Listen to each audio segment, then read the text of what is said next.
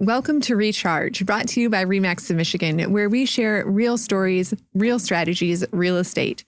Each conversation, we bring you the top professionals and industry experts to share their experiences, tips, and ideas to help you take you, your business, and your mindset to the next level. Let's get charged up for success. This is Recharge. Today, we are thrilled to be able to bring with you a new conversation with CEO and co-founder of Sidekick, Michael Martin. Michael, thank you so much for joining us here today. I remember the moment that I knew that Sidekick existed. I was at a convention. I was chatting with a friend and they said, "Hey, have you heard of Sidekick? I think it's probably one of the more interesting ones here." And it piqued my interest. So I made this beeline. I knew nothing about it other than the name and that someone said it was interesting. I made a beeline for your table. And I think the first 10 seconds of conversation said, imagine if ChatGPT could talk to the MLS. And it was exactly what I had been waiting for. Over the last few months, we've been launching this exclusive relationship between Sidekick and Remax of Michigan. And I have learned so much. I think that this product is even more than I thought it was when we first had those early conversations. Thank you so much for joining us. I'm thrilled to be able to share a little bit more of your story, of the company, of you with our associates. So Michael, tell me a little bit of your journey. How did you get started in this world of real estate and tech? Well, thanks for having me. First of all, this is really fun.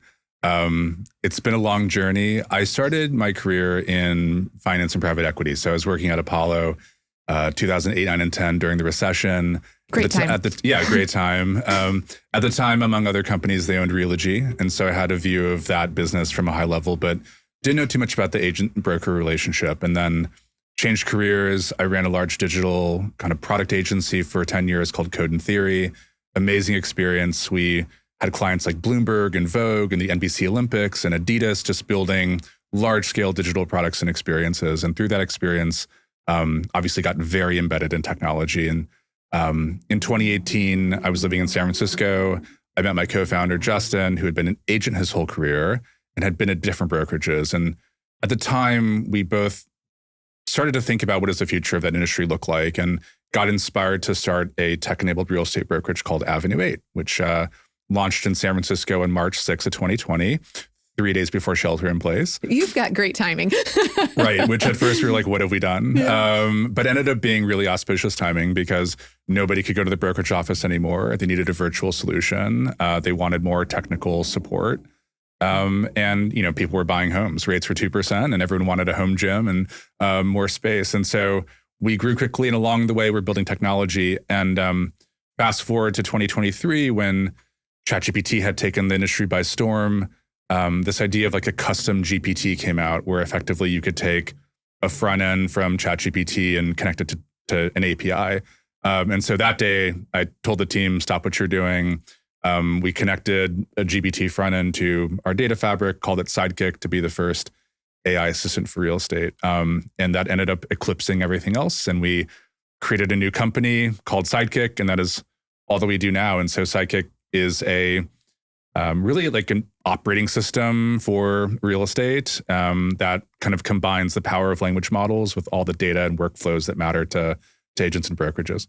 It's so fascinating what you've built and how it functions. It's so forward leaning and what so many people in the industry need. But before we get into that portion of it, for you personally, were there any, formative experiences that you had that shaped how you looked at entrepreneurship and technology?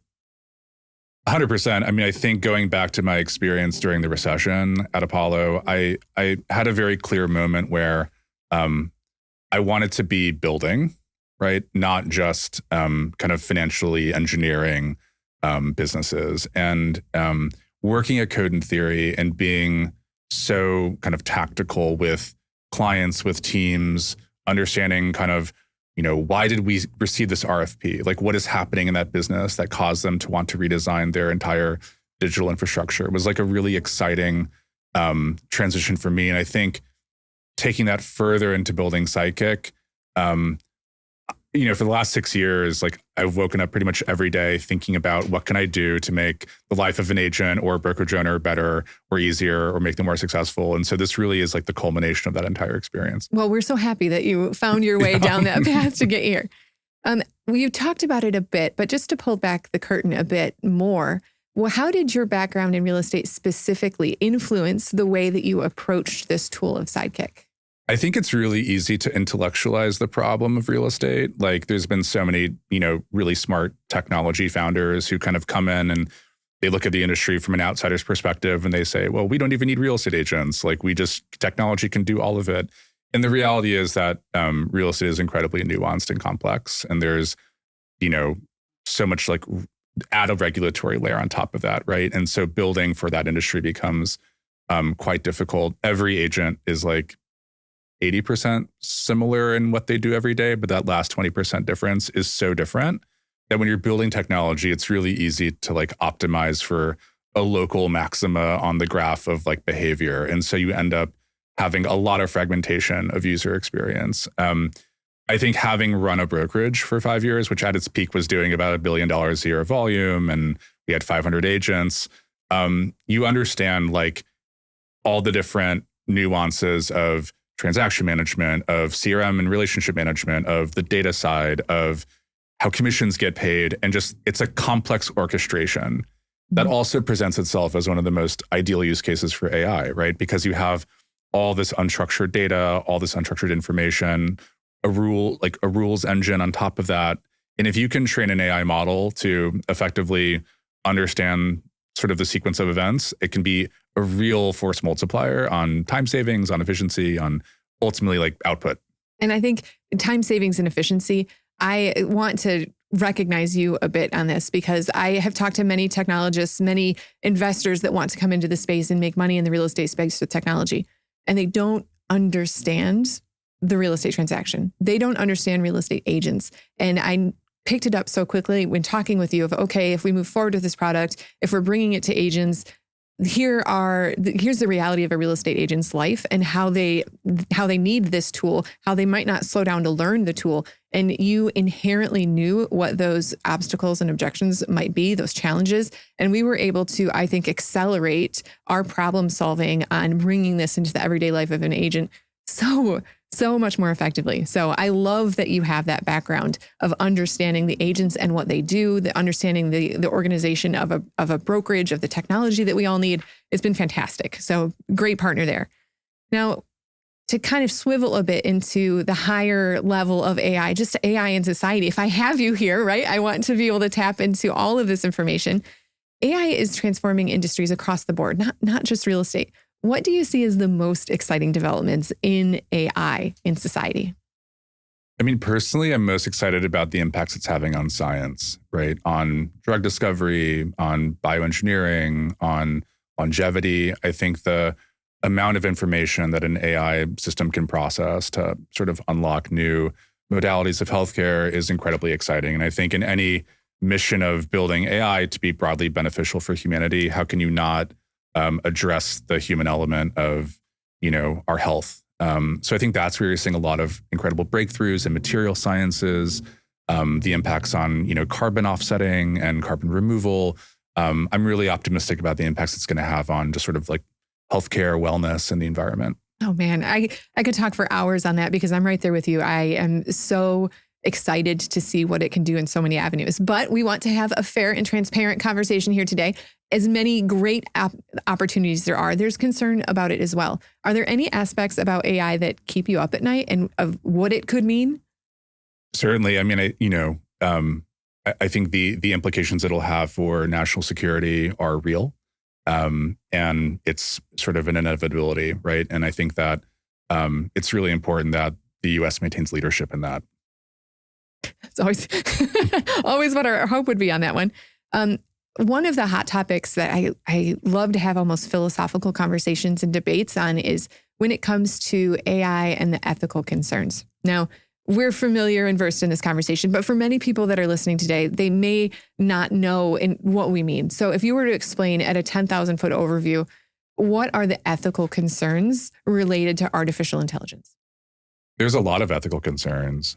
There's ethical concerns related to the development of AI technology, and then ethical concerns related to the implementation and application of the technology.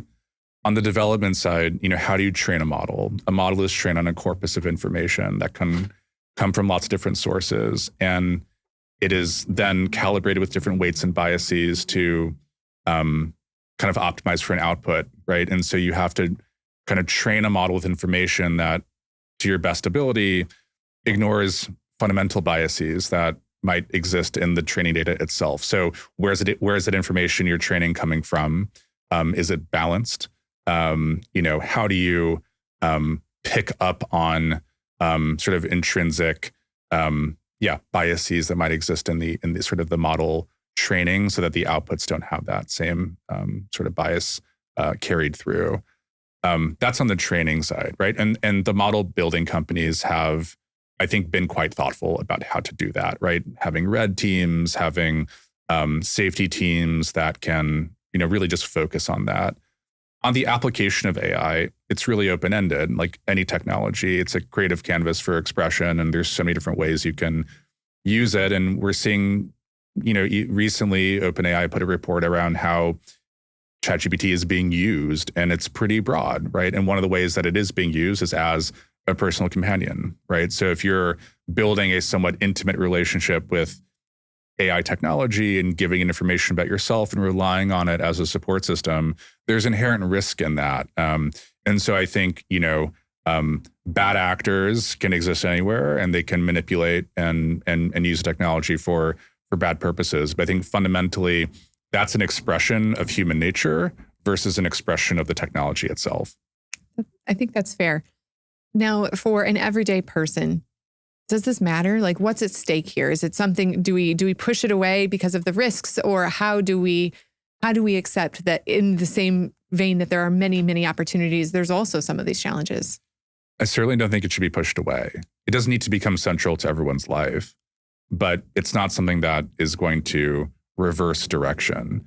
I think AI is becoming just more of a substrate that exists in everything, right? Soon, the same AI that is, engaging with you on your phone or your computer might exist in your refrigerator, and in your connected home setup or whatever it might be. So I think the concept of how one's relationship with AI can evolve is really just a function of where does it add the most value for you. And some people, it's a creative tool. For others, it's like a work tool. But I don't think that we need to be alarmist around, like, there's some sort of ethical train, running off the tracks. I think that we are both farther along than anyone thought we would be by now, and yet still there is much more to go before, I think AI is reaching a point of like no return. So I think I see that in the real estate space. We don't know. We know that this is a tool that we can use. We know that there's going to be positives. We suspect that there might be some challenges. How do we move forward? And I think I echo you. I want to encourage everyone to look at really the opportunities we could have. If real estate truly were data, would we have fair housing concerns? Are there opportunities we haven't even considered yet for what this will be able to do to enhance and improve our industry? There may be challenges. Let's solve the challenges as we go. Well, and I think also, one of the core aspects of what an agent does is like represent the client and sort of act as a fiduciary on their behalf, right? And above that, you have state level, national level, and even local level regulatory bodies who really want to enforce that degree of like fiduciary duty. And I hear often today people talk about AI as compromising that, right? Like if you're having an AI help you do X, Y, and Z as an agent, like are you offshoring or outsourcing some of that responsibility to a technology that you may not be able to trust? I actually have a contrarian view. I'm with you. I'm hearing you say this. I'm like, no. Right. My view is that if you are an agent and you are not using AI to help your client get a better outcome, like that is actually a lack of sort of maximizing your fiduciary duty. And anecdotally, I have a friend who's a neonatal ICU doctor who told me that soon, if you're a doctor and you're not using AI, it could be considered malpractice. And so take that and extend it to what an agent does for their client. And I think it's pretty clear that regulators will soon embrace the idea that an AI can be an incredible set of checks and balances on a transaction that, kind of more align with whatever the laws are in that area. So much potential. Okay, so we chatted a bit about healthcare. What role do you believe that AI should play in other industries? Education? I mean, same sort of thing. I think there's a view that well, ChatGPT can write my essay for me, so kids aren't going to learn. We were talking about it earlier. When a calculator came out, people didn't stop doing math. In fact, math just became more advanced. I think the capacity for learning can expand. And I think with AI, I get really excited about individualized learning and tutoring. Like every kid learns differently. If you're studying for a history test, how do you memorize all the facts? Like some people use flashcards, some people might create a rhyme or whatever it might be. They remember what page of the book it's on and they open the book in their head. Whatever they're doing, there's always going to be this individualized requirement for learning. And that's where imagine you can have that personalized tutor in your pocket who has access to so much information and knowledge, can engage with you in all these like really creative ways, or maybe quiz you in Mandarin or quiz you in Spanish or whatever it might be. So I think it's, again, it's an expansive canvas for creativity. And I think there will be those people who use it so that they can shortcut things and spend more time doing not school. Yes. But that happens today anyway. Yeah. So I don't think that these are inherently AI-oriented changes. I think this is just, again, a reflection of human nature, and it's an accelerant of human nature in whatever direction that might be. I can't wait to look back 20 years from now and say, okay, this was the advent of AI, and look at what it enabled us to do. Look at how it took these industries forward. And yes, I mean, we come back to ethics. I understand that there's also challenges when, that AI tutor is there, who's putting the history in and who's saying what happened at this historical event. We have challenges, but the potential, we are really at a fun and exciting point in society and the world. And it's going to be a ride to see how this all plays out over the next few decades. Okay. The classic question, if AI is going to have such a role in education, in healthcare, in governance, how about real estate? Does AI replace the real estate agent? AI does not replace the agent. I can list off a bunch of reasons why. Number one, real estate is inherently emotional. I think the idea of having a human involved in the transaction is not going to go away. I think secondarily, it's not just about data crunching. Like being an agent, being a good agent is about understanding the market you're in at a deep level, right? Like information that doesn't exist on an MLS or on a website, and being able to kind of calibrate that information in a way that matches with whatever the sort of client is looking for. Also, the cooperating broker community is really important, right? Like who is the other agent on the other side of the transaction? Based off of that, how credible is the offer that's being presented? Like getting into contract, getting an accepted offer is really a big part of the real estate transaction. So no, I don't think that AI is going to replace agents. I think that AI is going to be exposing more of the differences between how agents work. And we're already seeing the agents who are embracing AI, especially some of the more advanced reasoning models, are getting significantly better results, and they're able to do more business. They're winning more business. They're saving more time. They're building bigger teams, and they're able to spend more time with clients. I think that's the important point, is that sitting in front of a computer and hunting and pecking in an interface to get data into a spreadsheet is not like, that's not the job you're signing up for. The job you're signing up for is spending time with your client, helping them get what they want. And so I think that saving time with AI is actually putting humanity back into the job. Yes, it's a lovely thing. And I truly believe when people are asking me for referrals, they are going to be buying a home in a city and they're talking about, okay, who should I work with? Is there a difference between a RE/MAX agent and somebody else? For me, so much of it comes down to, if you're doing a real estate transaction, as a consumer, you want someone with knowledge, you want someone with experience, you want someone who truly understands all of the moving pieces that are happening in that township. And there can be a huge difference.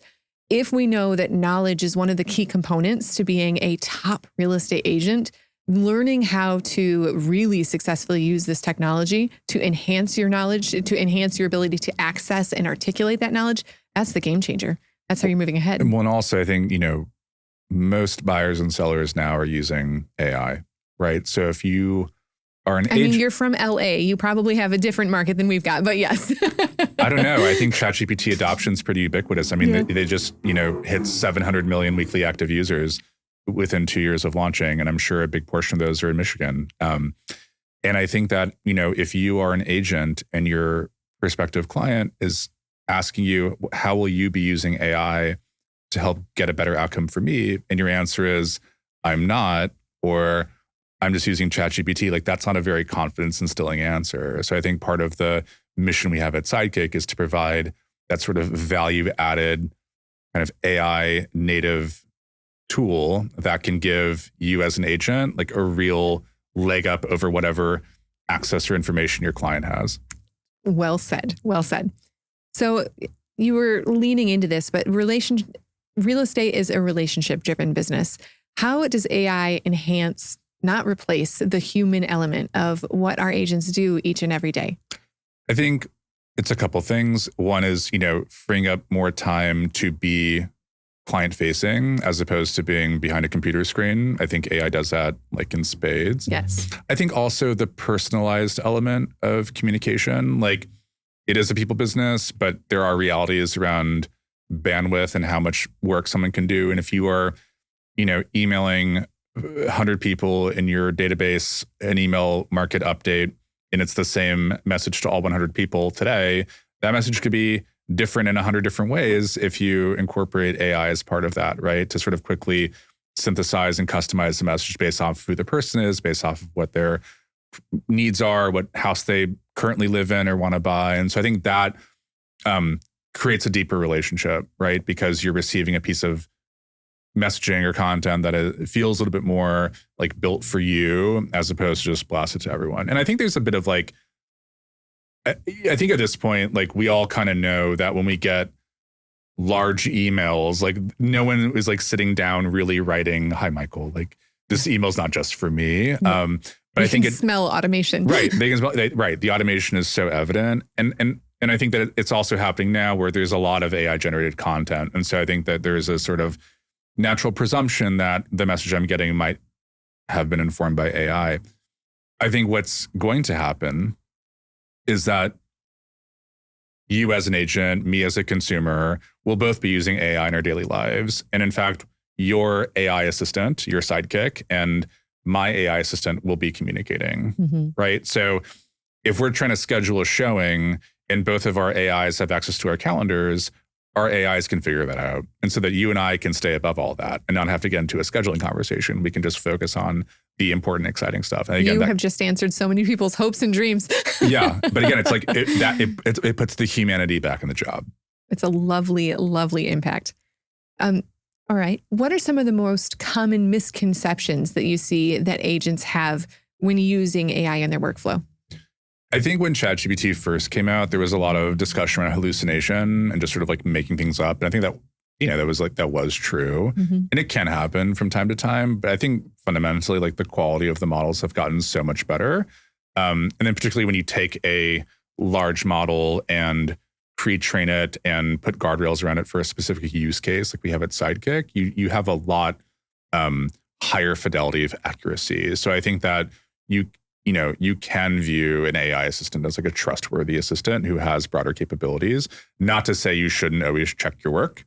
And I always tell this to people, like, if I was your assistant and you asked me to do something and I give it to you and you don't review it, like that's still on you. And so I think whatever tool you're using, it's still important to make sure it like reflects what you believe ought to be there. But I think that like the misconception that, the AI is just kind of going wild and making things up, I think there's real mitigations in place for that. I would agree. It's even just in the few years we've had since the advent of natural language generation AI, it's an entirely different world that we're working in today than it was when we launched. And it'll be an entirely different world again in 12 months from now. It's an exciting time to be. How does Sidekick help agents with tasks like lead generation or listing management or client communication? So there's a few different ways. I think one view that we have is that there's going to be these like systems of record that exist in the industry for a long time, and they're all going to start to have AI in them. But really, I think what agents want is a default AI workspace that can understand what's happening across different systems and orchestrate different actions. And this is sort of, the moniker of like agentic AI, but the AI being an agent on your behalf who can call various tools, right? So whether it's mining information out of your CRM to be able to query like in a natural language way, hey, who are all the people, who are all my leads that came in last week who live in, New York, who are looking for, 3-bed homes, and having that information exist in like the notes section of your CRM, right? Where like that unstructured data, but having an AI be able to quickly synthesize and like present it through interesting ways. I think that's like going to help a lot with farming opportunities within a CRM. Ultimately, it's like, how do you put yourself out there in a thoughtful way, right? And how do you build awareness of yourself as an agent, whether that's through email or through social media? And how does that message become more reinforced by data? Like, we all know that if you read something that has data in it, it feels more researched, it feels more credible. So if you're putting out, Instagram content calendars around the local market, and you can incorporate a data layer of intelligence from the MLS in that, it's going to feel that much more thoughtful, and that will inspire confidence and trust amongst those who come across it, which I think ultimately reflects well on your brand as an agent. And so I think that particular component has been one of the aha moments as I've been teaching agents. I'm like, yes, it can help you with your social media strategy. And I see them go, yes. And they're thinking to themselves, there's 3 other tools that can help me with my social media strategy, Ashley. And then when I sit with them and I show them, no, you're going to build an Instagram strategy around this neighborhood. Let's have Sidekick build us that content. And it's not just going to be the fluffy content, the words, the story. It's going to be pulling in specific data about that specific neighborhood. And it's going to provide this to you over a course of communications that you can have. And when you compare an Instagram post that doesn't just say, this is a lovely place to live, and it says, this is a lovely place to live, and this is what the real estate market is doing right now in this specific area. And the agent was able to curate that in 25 seconds of waiting for the data to crunch within Sidekick. That's when I get the agents buy-in. The moment of, oh, this is a difference maker for me in my client communication. I think it can also be really fun. Like, I've seen prompts like, how have luxury condo prices in Fort Lauderdale moved since Messi signed at Inter Miami? Or like, how have downtown San Francisco vacancy rates changed since the AI boom this year? Right. And like that type of, and that's like really fun content as well, right? Where you can start to look at what's happening in popular culture, find those stories, and then tell them through a real estate lens, and have this data sort of intelligence layer be put on top of it that makes it feel very specific and researched. Like, that's good stuff. I remember you helped one of our agents. We were having just a conversation of different ways that you could use Sidekick idea generation. And an agent came and said, well, I've got a problem with the listing. Do you remember that moment? Can you walk me through that? Yeah, she had a problem with the listing. I was like, what's the problem? She's like, well, it's been on the market a little bit longer than I would like. And I was like, well, I can see why that's a problem. But like, what is really the problem? And really what the problem was she was nervous about having a price drop conversation with the seller. And so we were like, okay, Sidekick, like, be the seller, be unreasonable. Let's role play this. And before we do that, like, give me 5 data-driven arguments that support a price drop. And in this local area, in this market, with this like type neighborhood, of home. right? Yeah. And so within like 30 seconds or a minute, it was like, well, this has been on the market for 45 days, which is actually not that much longer than the median, but it is, 10% overpriced versus things that have traded the last 3, right? Whatever the detail it gave. And then we were like role playing with Sidekick, right? Where you think about how much work got done, like how much research, how much confidence building just got, within like a few minutes. It's so impactful, right? And you take that times, if I was running a brokerage right now, I would make sure that every single one of my managers knew how to be an expert at that, so that they could make all of their agents experts at that, so that the managers could spend less time doing that and more time recruiting other agents or deal doctoring or whatever they needed to do. So it's a cascading effect of value, I think, from the top to the agent. But here's the thing, you only get to unlock those moments if you spend a lot of time with your customer. And I think that the entire Sidekick team has just spent so much time with agents and brokerage owners and has lived the experience that we're still very much kind of like solving our own problem. Like I'm building Sidekick as the thing that I wish that I had before. Well, right? We're glad that you built it, because we're all enjoying having these conversations with it. And I see it happen. I see our agents, they inherently know something. They're going to face a challenging situation. They know the direction to take the client.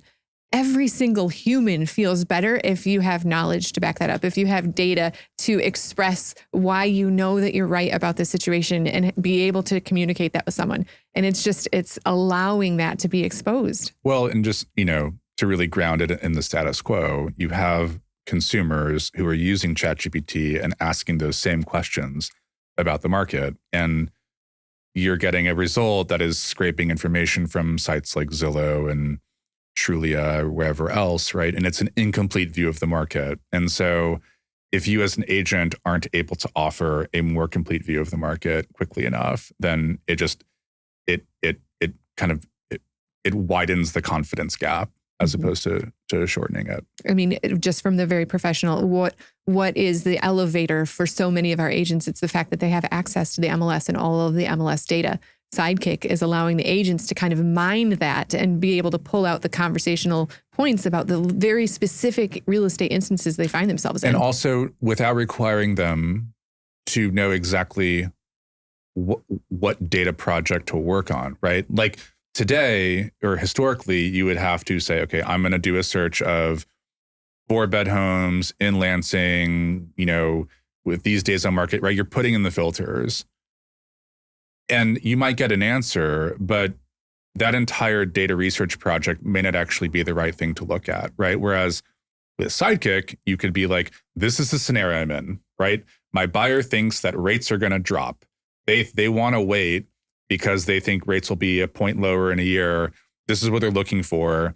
Like, help me get them over the fence, right? Using data from the market. And in that, you're not, yes, like Sidekick might pull in days on market, it might pull in price changes, but you're giving it an open-ended project that it on its own can reason, and it's looking at a much broader set of data, right, than your search might have. And so the richness and texture of that answer could be significantly larger than what you might have had if you're doing like a very narrow search. I get so excited when you talk about this because it just has unlimited potential. Just the more creativity you can give it, the more thought of, here's my problem, how could I solve it? You can get further and further. And the more context it has, like a smart assistant needs to have the full context. Like if I'm your assistant and I can't see your email or your calendar, if you don't invite me to your open houses, if you don't show me any of the things you're working on, and then you ask me to do something, well, how am I going to do it? I'm going to have 1,000 questions for you, right? But if Sidekick can understand like, okay, the Ashley that I'm emailing is the same Ashley whose name is on the purchase agreement, which is the same Ashley that I sent the email marketing newsletter to the other day. And there's like a continuous loop there. Then the context becomes so rich that the responses and the anticipation and sort of the actions it's taking on your behalf can be so tailored. One of the fun tools that we were doing was, okay, here's my buyer's going to go see these 3 homes today. List out the pros and cons. And it gave the pros and cons of the property. And it was like, well, no, let me tell you more about this buyer because here's specifically who they are and what they want. Can you rerun those pros and cons? And so it was able to give and articulate for each potential listing what would be a good fit for this buyer based on their circumstance. It was so neat. And I think that the future of Sidekick and other AI experiences is much more anticipatory, right? Where it's also about, hey, come to me as your assistant. Like a good assistant, we've modeled Sidekick off of like, what are the things that make a human assistant like really great, right? And one of them is, there's like the tell me what you need mindset, which is like the chat, right? Like, tell me what you need. Ashley, you're like out in the field, you're texting me, like, tell me what you need. You're like, okay, can you pull comps on this property and do a market report and send the email to so-and-so? And great, I'll do that. But also, like, here's what you might need, right? Because I have a view of like, I know your listings, I know kind of what you're working on. Those sort of know me moments of like, hey, congrats on the new listing. Like, do you want to run the same like content strategy as last time? Yes or no? And you're just sort of opting into things as the agent. I think that's really where it's going to go, is it being more predictive and more kind of proactive of offering ideas and actions that it can take on your behalf. I love it. All right. So how do you balance innovation with usability, especially when the audience that's using this, they're not necessarily always the most tech savvy? In Sidekick, how do you create this tool that any real estate agent can benefit from? I think the only way to really do that is to experiment with lots of different things, right? I think that, 30 years ago, if you put the homepage of Google in front of somebody and said, like, all of the world's knowledge is right here, they'd be like, where? I don't see it. Or they might ask it a question like, what time is it, right? They would just sort of test to see if it works. I think we're seeing a similar thing with just chat interactions in general, where you often say, like, I don't know what to ask it. I think because most of us have been Googling for 20, 30 years, like, the learning curve for prompting is faster. I think that as that just happens generally, I think that the usage of Sidekick will evolve on its own. But I think there's a real balance of how much to expose of, like, here's what Sidekick can do for you versus, like, leaving it open-ended. And we just really try to experiment with that through nomenclature, through language, through UI to some degree, and through, like, the way you access it. We are launching texting with Sidekick. So, agents love to be on their phone. So do their clients, right? We all just kind of want to text. So how can we kind of meet the agent where they are? I think that this industry has been defined for the last couple of decades by clunky desktop-centric software. And in the meantime, consumer behavior has gone the total other direction, right? You can purchase a car on your phone, and, like, text with, anyone and everyone. And so there's different modes of work. There are times when I think agents want to do deep work and they want to be in front of a computer and they want to have a big screen where they can see everything. There's other times where it's like quick bursts of work. And so we're really just trying to meet people where they are. I don't believe the future of AI is going to be chat-based. Like, there will be there will be space for that, but it's really going to be more around actions, asking versus doing, right? Mm-hmm. I think that, like, a lot of how people still use ChatGPT or have been using ChatGPT is asking it questions and getting answers. So it's sort of like functioning as a more advanced Google. But what Sidekick does and aims to do more of is not just answer questions, but actually do things, right? Like, take actions on your behalf, like schedule the meeting or create the presentation or review the document, the contract, whatever it might be. And that chain of actions is going to become more complex and broader as the integrations become richer and deeper. It's so exciting. Now, Sidekick has been racking up an impressive lineup of awards, Inman Innovator Award, just to name one. What do you think sets Sidekick apart from other AI tools?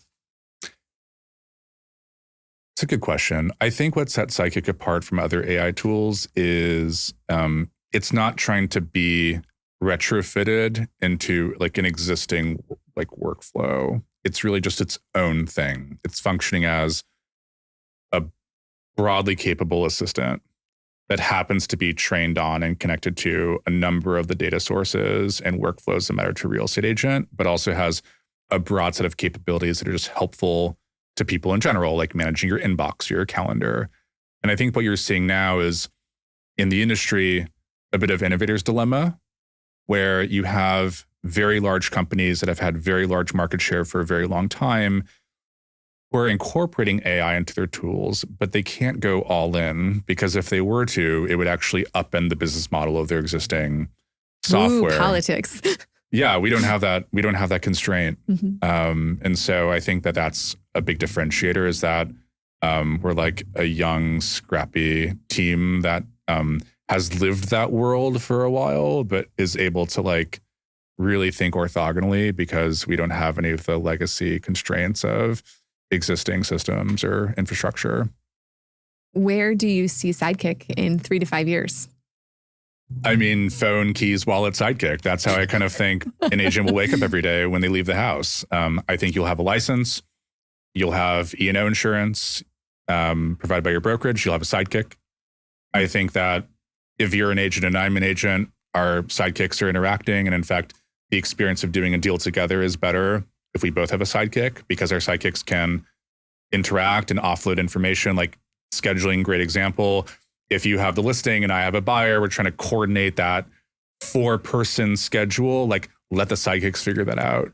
I think that's where it's going to go. And I think you're just going to see a lot of the anxiety around using software, around updating my CRM or pulling data from the MLS. I think it's just going to kind of melt away as these systems become more interoperable and more capable. I think we're at a moment in time because we're having these conversations with brokers and agents, and it still seems so new with how do I use this? What positive impact could it have to me as a real estate agent, as a practitioner today?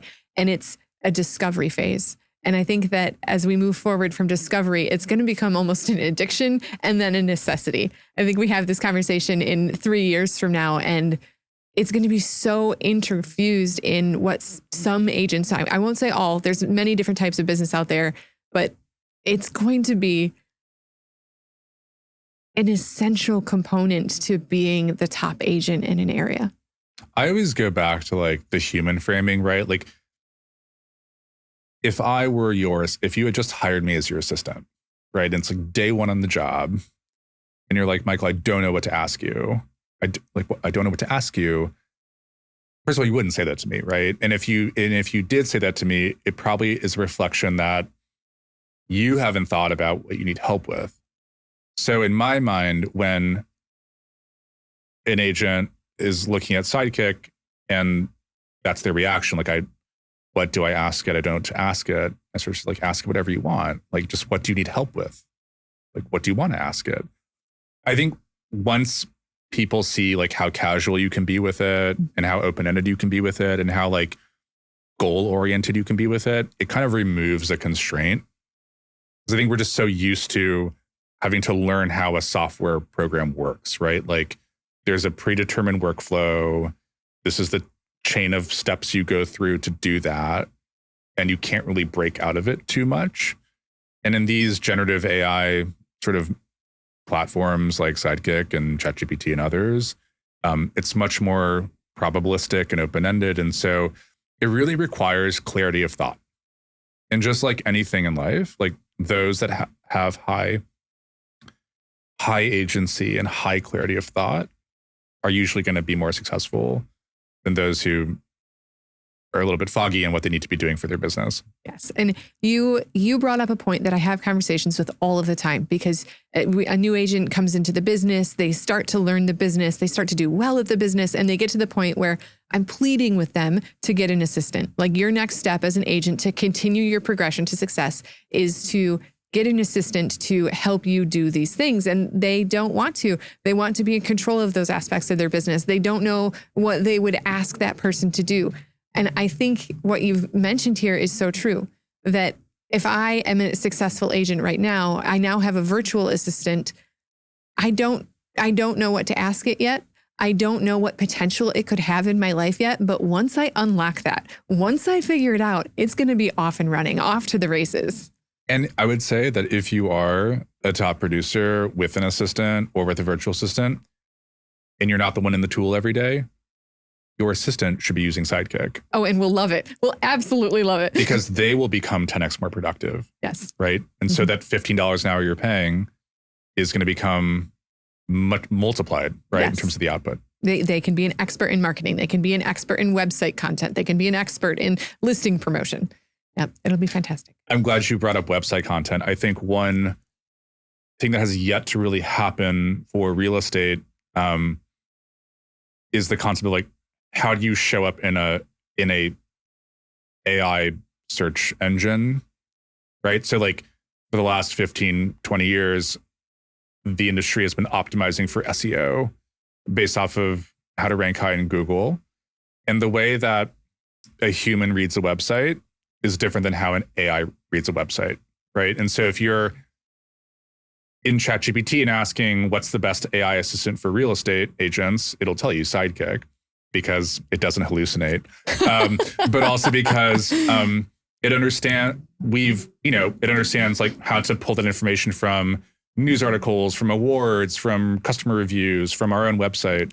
I think for real estate agents, it hasn't quite yet happened where consumers are asking AI, like, who's the best agent in Grand Rapids for condos or show me homes for sale. And I've seen agents do it to see what'll happen, but I don't know that consumers are doing it they're yet. not doing it quite yet, but I think there will be more of that happening, right? And so I think it's really important that an agent, whether or not you're using AI in your work, like it is important to understand how results are being surfaced in those systems themselves and making sure that you're showing up in those places. Start to play the game. Yeah, play it now before people are playing it. Yes. Michael, is there anything else you'd like to share? This has been a fascinating conversation. I love that we have crossed so many different areas of AI and technology and different industries and real estate. Is there anything else that you would like to share with our audience today? I would just say that wrap your arms around AI, whether it's Sidekick or something else. Like, don't put your head in the sand. And not from a place of fear, not because you're going to get left behind. I think you will find an unexpected, perhaps and serendipitous, like feeling of excitement and inspiration and joy by seeing how much it can do for you and how it just can become this like exciting extension of your own creativity. And that's the only limit. It's your own creativity, right? And so that'd be like my parting remark is it's never too late and just go for it. I love it.